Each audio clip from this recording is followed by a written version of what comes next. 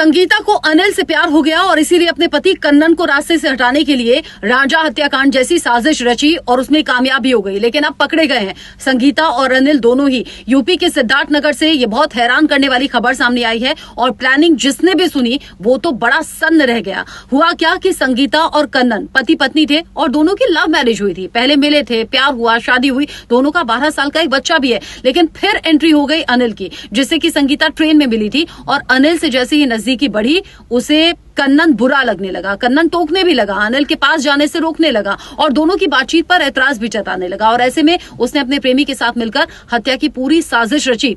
उसे जानबूझकर घर से दूर घूमने के बहाने ले गई, देवी के दर्शन करने के लिए ले गई और फिर वहां ले जाकर उसे बुखार के बहाने, क्योंकि तबियत खराब थी कन्नन की, उसे नींद की गोलियां दे दी। 6 से 7 गोलियां दी। जब कन्नन बेहोश हो गया तो फिर अपने प्रेमी की बाइक पर ही बैठकर उस बेहोश स्थिति में अपने पति को पकड़ा और फिर राप्ती नदी के पास ले जाकर हाथ पैर बांधे गए और फिर 25 फीट गहरी नदी में अपने पति कन्नन को फेंक दिया। हाथ पैर इसलिए बांधे गए क्योंकि पानी में जाने के बाद अगर नींद खुली, होश आया तो वो तैरकर ऊपर ना आ सके।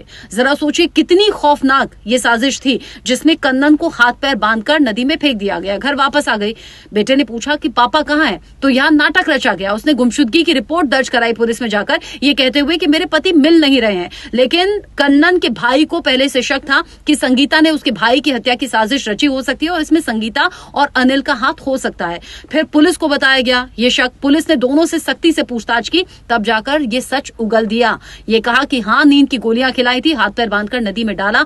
जब नदी के पास सर्च ऑपरेशन शुरू हुआ तो कन्नन का कंकाल वहां से मिला। जरा सोचिए, शादी रिश्तों से लोगों का भरोसा उठ रहा है और आजकल तो ऐसा लग रहा है ट्रेंड हो गया है। पत्नियों से पति को बड़ा खतरा है और लोग ये कह रहे हैं कि अब तो शादी करनी ही छोड़ देंगे।